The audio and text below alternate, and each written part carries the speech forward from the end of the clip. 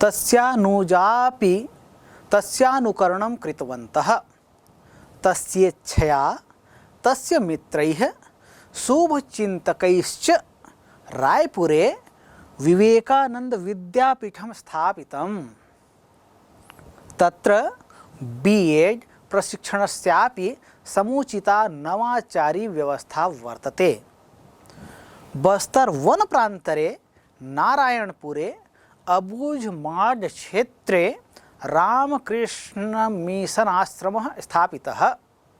अस्य सचिवेन पूज्यपाद स्वामिना निखिलात्मानंदेन अपूर्वं नेतृत्वं प्रदत्तम्। तस्यानुजास्पि तस्य धन अनुजः धन अपि। यहाँ तस्य धन अनुजाह धन अपि, यहाँ पर दीर्घ स्वर संधि का प्रयोग हुआ है। फिर अनुजाह धन अपि, यहाँ विसर्ग संधि का प्रयोग हुआ है। तस्यानुकरणम तस्य धन अनुकरणम इति तस्यानुकरणम, यहाँ भी दीर्घ स्वर संधि का प्रयोग हुआ है। तो उनके अनुज भी तस्यानुकरणम उनका अनुकरण कृतवन्तः करने लगे थे। अर्थात स्वामी आत्मानंद तो जो दीन दुखी पीड़ित लोग हैं उनकी सेवा सहायता के लिए अपना जीवन समर्पित कर दिया। साथ ही साथ स्वामी आत्मानंद के जो छोटे भाई थे वे भी उनका अनुकरण करने लगे। अर्थात वे भी समाज कल्याण में अपने आप को अर्पित कर दिए। तस्येच्छया तस्य धन इच्छया इति तस्येच्छया, यहाँ पर गुण स्वर संधि का प्रयोग हुआ है। तस्य इच्छया अर्थात उनकी इच्छा से, तस्य मित्रैः उनके मित्र, शुभ चिंतकैश्च उनके मित्रों और शुभ चिंतकों के द्वारा। मित्रैः मित्रम मूल शब्द है, नपुंसकलिंग का यह शब्द है। तृतीय विभक्ति बहुवचन का यह रूप है। इसका तात्पर्य होता है मित्रों के द्वारा। शुभ चिंतकैश्च अर्थात शुभ चिंतकों के द्वारा, यहाँ भी तृतीय विभक्ति बहुवचन का रूप है। तो उनकी इच्छा से, उनके मित्रों के द्वारा, उनके शुभ चिंतकों के द्वारा रायपुरे, रायपुर में, रायपुर मूल शब्द है, नपुंसकलिंग का यह शब्द है। रायपुरम सप्तमी विभक्ति एक वचन का यहाँ प्रयोग हुआ है और इसका तात्पर्य होता है रायपुर में विवेकानंद विद्यापीठम, विवेकानंद नामक विद्यापीठ की स्थापितम स्थापना किया। तो उनकी इच्छा से, स्वामी आत्मानंद की इच्छा से, स्वामी आत्मानंद के मित्रों और शुभ चिंतकों के द्वारा रायपुर में विवेकानंद विद्यापीठ की स्थापना किया गया है। विवेकानंद यह भी संधियुक्त पद है। विवेक धन आनंद इति विवेकानंद। विद्यापीठम विद्यायाः पीठम इति विद्यापीठम षष्ठी तत्पुरुष समास का प्रयोग हुआ यहाँ। तो उनकी इच्छा से, स्वामी आत्मानंद की इच्छा से, स्वामी आत्मानंद के मित्रों और शुभ चिंतकों के द्वारा रायपुर में विवेकानंद विद्यापीठ की स्थापना किया गया है। तत्र वहाँ, कहाँ? विवेकानंद विद्यापीठ में। तत्र यह अव्यय पद है, स्थानवाचक अव्यय पद, अर्थात यह स्थान को बताता है। जैसे अत्र तत्र जो कहते हैं ये सभी क्या है? ये स्थानवाचक अव्यय पद है। अत्र कहते हैं, अत्र मतलब होता है यहाँ, तत्र का मतलब होता है वहाँ, अन्यत्र मतलब होता है भिन्न स्थान पर, और सर्वत्र कहते हैं उसका मतलब होता है सभी स्थान पर। और इसी तरह से एकत्र कहते हैं, एकत्र का मतलब होता है इकट्ठा या एक स्थान पर। तो ये सभी क्या है? अत्र, तत्र, अन्यत्र, सर्वत्र, एकत्र, ये क्या है? ये स्थानवाचक अव्यय पद हैं। तो तत्र का मतलब होता है वहाँ। वहाँ कहाँ? विवेकानंद विद्यापीठ में। बीएड प्रशिक्षणस्यापि, प्रशिक्षणस्य धन अपि इति प्रशिक्षणस्यापि, प्रशिक्षण की भी, कौन से प्रशिक्षण की? बीएड प्रशिक्षण की। चलिए, तत्र बीएड प्रशिक्षणस्यापि, वहाँ बीएड प्रशिक्षण की भी समुचिता अर्थात उचित रूप से भली भांति नवाचारी व्यवस्था वर्तते। नवाचारी व्यवस्था जो है बीएड की, वह वहाँ समुचित रूप से संचालित है। कहाँ? विवेकानंद विद्यापीठ में। ये कैसे हुआ है? ये स्वामी आत्मानंद की प्रेरणा से, उनकी इच्छा से। तो विवेकानंद विद्यापीठ में जो बीएड प्रशिक्षण चल रहा है, शिक्षा के क्षेत्र में जितने नवाचार होते हैं, नई नई पद्धतियाँ होती हैं पढ़ने पढ़ाने की, इसके विषय में इस बीएड प्रशिक्षण में जो शिक्षार्थी होते हैं उन्हें ये बताया जाता है। उसके अनुसार से शिक्षा में नए नए प्रयोग, नवाचार संपन्न होते हैं। आपके विद्यालय में भी कुछ नवाचार होता है ना? हाँ, तो वैसा ही ये नवाचार के संदर्भ में शिक्षकों को जो प्रशिक्षण दिया जाता है, उसका एक साधन बीएड प्रशिक्षण है। तो इसकी व्यवस्था विवेकानंद विद्यापीठ जो स्वामी आत्मानंद के कृपा से, उनकी इच्छा से रायपुर में स्थापित है, वहाँ यह व्यवस्था चल रही है। न केवल यहाँ बल्कि छत्तीसगढ़ के विभिन्न क्षेत्रों में, और न केवल छत्तीसगढ़ अपितु छत्तीसगढ़ से बाहर भी विभिन्न क्षेत्रों में इस तरह के विद्यापीठ की स्थापना की गई है, जहाँ समाज के विभिन्न सेवा कार्य है संपन्न हो रहे हैं।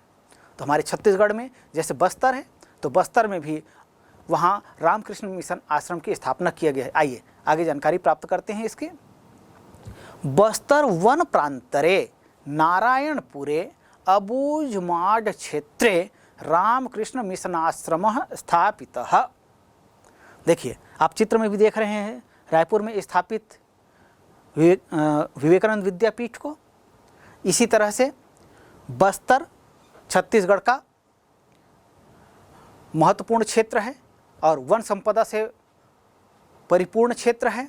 और यहाँ उस बस्तर में नारायणपुर जो अबूझमाड़ क्षेत्र जो कहा जाता है, जहाँ पहुँच जो है अभी भी दुर्गम है, अर्थात वहाँ समुचित विकास कार्य विभिन्न कारणों से अभी तक संपन्न नहीं हो पाए हैं। अभी भी वहाँ के जो मार्ग हैं वो रहस्यमय हैं, अर्थात सुलझे हुए नहीं हैं। यदि कोई नया व्यक्ति उस रास्ते में जाए तो वो भटक सकता है। तो बस्तर के नारायणपुर में जो अबूझमाड़ क्षेत्र है, वहाँ रामकृष्ण मिशन आश्रम स्थापितः। वहाँ भी स्वामी आत्मानंद की प्रेरणा से रामकृष्ण मिशन आश्रम की स्थापना की गई है। और बस्तर में यह जो रामकृष्ण मिशन आश्रम स्थापित किया गया है, इसके सचिव हैं निखिलात्मानंद। तो अस्य सचिवेन, तो बस्तर में जो रामकृष्ण मिशन आश्रम है उसके सचिव के बारे में बताया जा रहा है। तो अस्य सचिवेन, इसके सचिव पूज्यपाद अर्थात पूजनीय स्वामी निखिलात्मानंदेन, स्वामी निखिलात्मानंद के द्वारा अपूर्वम नेतृत्वम प्रदत्तम, अपूर्व नेतृत्व प्रदान किया गया है। अर्थात बस्तर के नारायणपुर अबूझमाड़ क्षेत्र में जो रामकृष्ण मिशन संचालित है, उसके सचिव स्वामी निखिलात्मानंद रहे हैं और उन्होंने उस आश्रम की स्थापना करने में अपना अपूर्व योगदान दिया है और साथ ही साथ उसको संचालित करने में अपना महत्वपूर्ण योगदान दिया है। अनेन आश्रमेण शिक्षा, चिकित्सा, कृषि, जनसेवा, कृषक प्रशिक्षण केंद्र, युवा प्रशिक्षण केंद्र, चलित चिकित्सा विपणन क्षेत्रेषु च अति संपन्नानि सेवा केंद्राणि संचालितानि सन्ति। आध्यात्मिक क्षेत्रेपि अस्य प्रयासः प्रशंसितः। अनेन आश्रमेण, इस आश्रम के द्वारा क्या क्या किया जा रहा है? जो नारायणपुर अबूझमाड़ क्षेत्र में रामकृष्ण मिशन आश्रम स्थापित है, वह आश्रम विभिन्न सेवा केंद्रों को संचालित कर रहे हैं। वहाँ क्या क्या कार्य संचालित हो रहे हैं इसके विषय में जानकारी दे रहे हैं यहाँ। तो अनेन आश्रमेण, इस आश्रम के द्वारा शिक्षा, चिकित्सा, शिक्षा के क्षेत्र में महत्वपूर्ण कार्य किया जा रहा है। चिकित्सा के क्षेत्र में महत्वपूर्ण कार्य किया जा रहा है, कृषि के क्षेत्र में महत्वपूर्ण कार्य किया जा रहा है, जन सेवा का महत्वपूर्ण कार्य किया जा रहा है, और साथ ही साथ कृषक प्रशिक्षण केंद्र भी यहाँ है और युवा प्रशिक्षण केंद्र है। चलित चिकित्सा पद्धति यहाँ पर चल रही है, अर्थात चिकित्सा के लिए हम चिकित्सालय जाते हैं तो वहाँ जो चिकित्सालय की पद्धति है वो कैसा है, वो चलित है, अर्थात उस चिकित्सालय तक लोगों की आवश्यकता नहीं हो आने की आवश्यकता नहीं होती है। वह चिकित्सालय जो है वह चलित है, अर्थात लोगों तक वह पहुंचकर वहाँ उनकी चिकित्सा उनके द्वारा किया जाता है। तो विपणन क्षेत्रे सूचा, तो विभिन्न हाट बाजार जो होते हैं ऐसे स्थानों पर वह चल चिकित्सा केंद्र जो है वहाँ जाता है और वहाँ जा कर के लोगों की जो विभिन्न शारीरिक समस्याएं होती हैं उनका वो समाधान उस चलित चिकित्सा केंद्र के द्वारा किया जाता है। तो ये सभी केंद्र जो हैं अबूझमाड़ क्षेत्र में रामकृष्ण मिशन जो स्थापित है उसके द्वारा ये सभी सेवा कार्य संपन्न किए जाते हैं।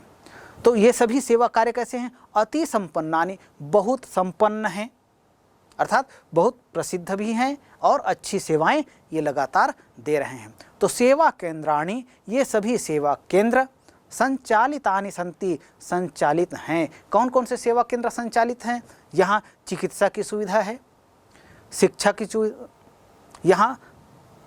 सुविधा है, चिकित्सा की सुविधा है, कृषि की सुविधा है, जन सेवा की सुविधा है, कृषक प्रशिक्षण की सुविधा है, साथ ही साथ युवाओं को विभिन्न क्षेत्रों में रोजगार प्राप्त करने के लिए भी प्रशिक्षण देने की व्यवस्था है जो युवा प्रशिक्षण केंद्र के नाम से यहाँ संचालित है।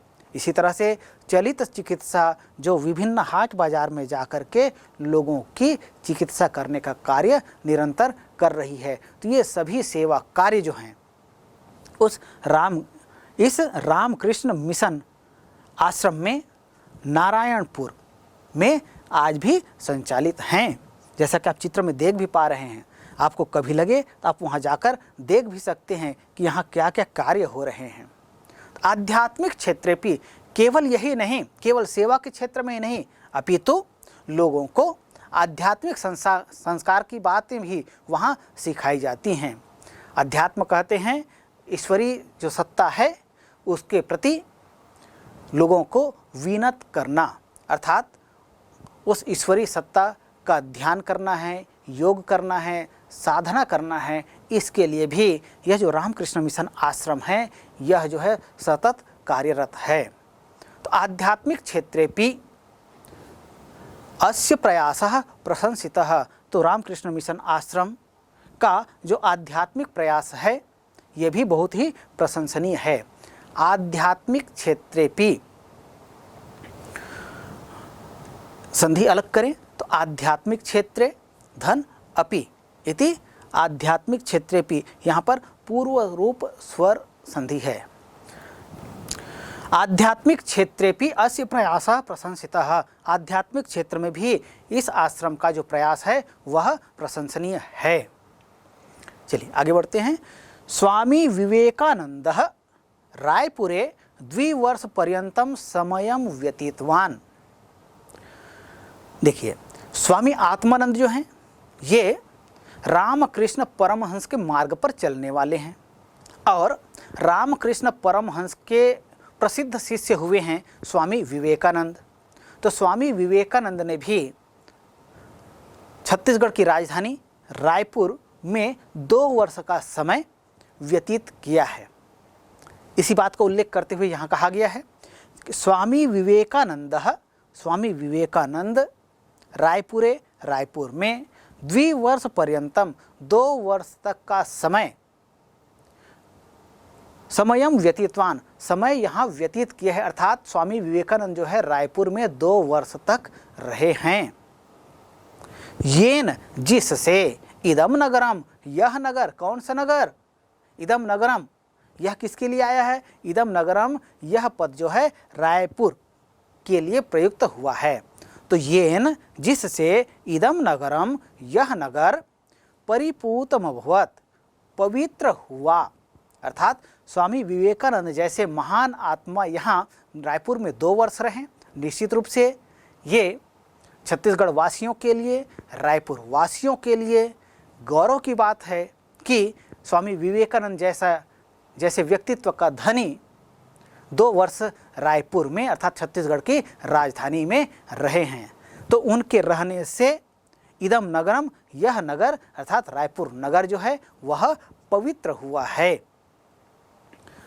स्वामी विवेकानंद जन्म शताब्दी वर्षे भव्यम स्मारकम निर्मातुम सह आत्मानंदः प्राणपणेन आयत।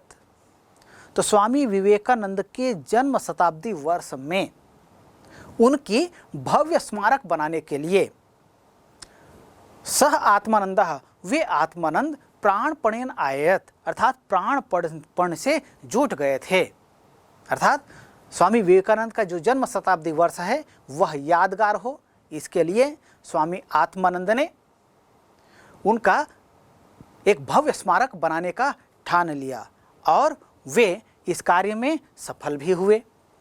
आप लोगों ने देखा होगा रायपुर का जो बूढ़ा तालाब कहा जाता है, जिसे विवेकानंद सरोवर का भी नाम दिया गया है, उस विवेकानंद, यदि आपने रायपुर देखा है और विवेकानंद सरोवर को देखा होगा जिस बूढ़ा तालाब भी कहा जाता है, तो वहाँ तालाब के बीचों बीच विवेकानंद की एक विशाल प्रतिमा का स्थापना किया गया है, जैसा कि आप चित्र में देख भी पा रहे हैं।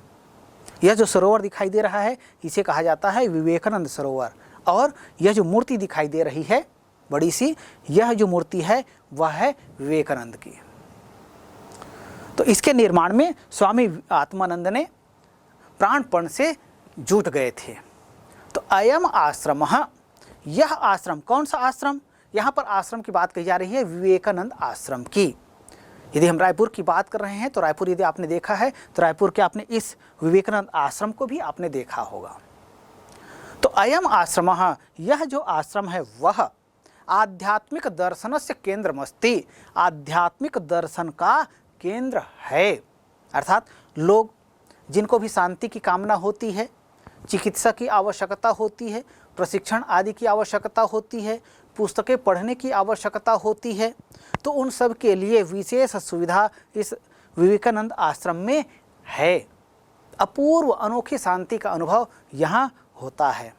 आश्रमैव, आश्रम में ही। देखिए, यह जो विवेकानंद आश्रम है केवल शिक्षा के क्षेत्र में और चिकित्सा के क्षेत्र में ही कार्य कर रहा है ऐसा नहीं है, आध्यात्मिक उन्नति के क्षेत्र में भी निरंतर कार्य कर रहे हैं।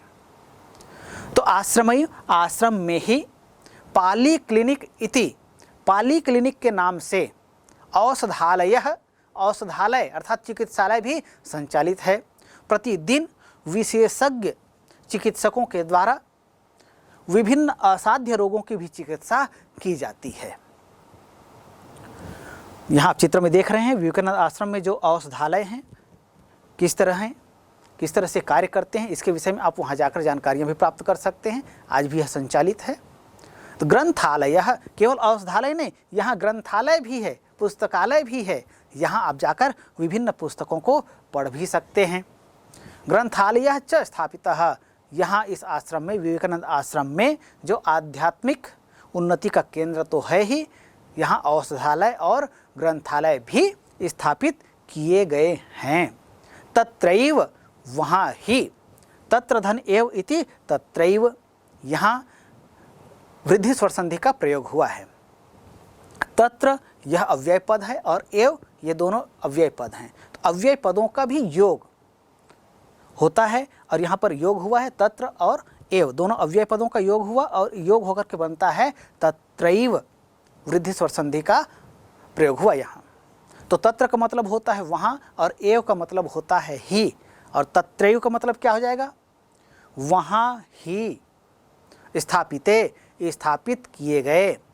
ठाकुर रामकृष्ण देवालये, ठाकुर रामकृष्ण देवालय में स्वर्गोपमानी, स्वर्ग धन उपमानी अर्थात स्वर्ग की उपमा देने वाले, आनंदानी, आनंद प्रसृतानि, फैले हुए हैं, अर्थात वहाँ स्थापित ठाकुर रामकृष्ण देवालय में स्वर्ग जैसा आनंद फैला हुआ है। यदि आपको कभी उस आनंद का अनुभव करना हो तो विवेकानंद आश्रम रायपुर में जो स्थापित है, यहाँ ठाकुर रामकृष्ण का जो मंदिर है, यहाँ स्वर्ग जैसा आनंद मिलता है। इसका आप कभी बैठकर सहज अनुभव कर सकते हैं, अर्थात वहाँ अपूर्व शांति का अनुभव होता है। अभी स्वामी आत्मानंद कौन थे और उन्होंने क्या क्या कार्य किया है, आइए इसके विषय में जानकारियाँ प्राप्त करते हैं।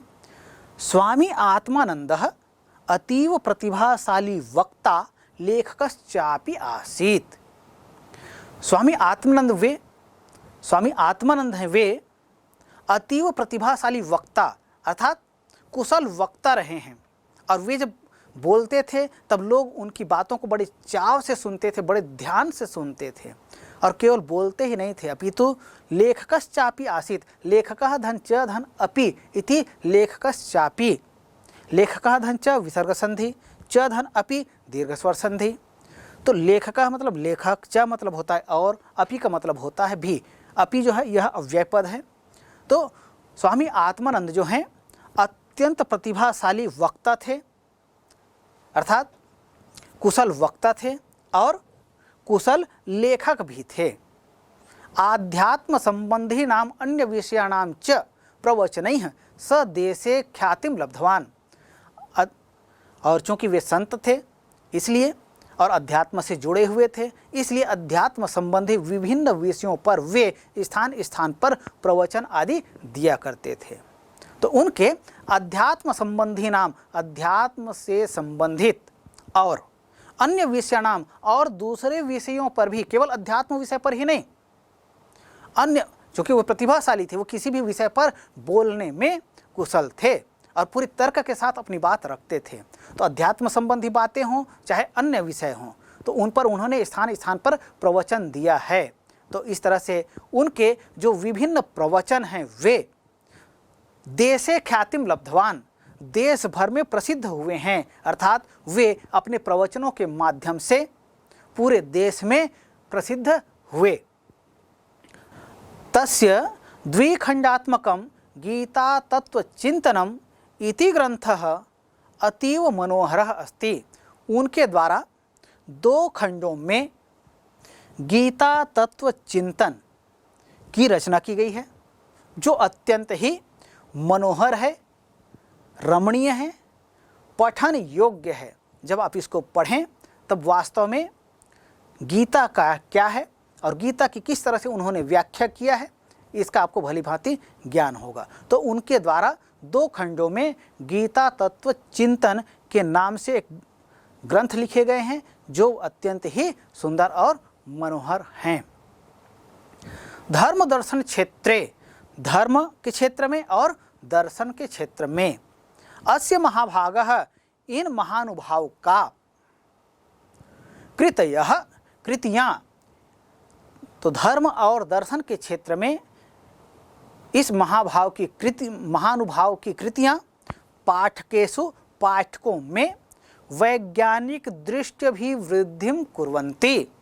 अर्थात जब पाठक उनके लिखे हुए ग्रंथों को पढ़ते हैं तो केवल धर्म की दृष्टि विकसित नहीं होती है, केवल दर्शन की दृष्टि विकसित नहीं होती है, अपितु उन ग्रंथों में, गीता जैसे ग्रंथों में जो बातें कही गई हैं वे वैज्ञानिक तथ्यों पर किस तरह से खरे उतरते हैं, यह रहस्य उन्होंने सुलझाया है। तो स्वामी आत्मानंद के द्वारा लिखे गए इन ग्रंथों में, इन ग्रंथों के पठन से लोगों की वैज्ञानिक दृष्टि में भी वृद्धि होती है। अर्थात ये ग्रंथ जो हैं लोगों के वैज्ञानिक दृष्टि को विकसित करने में समर्थ होते हैं।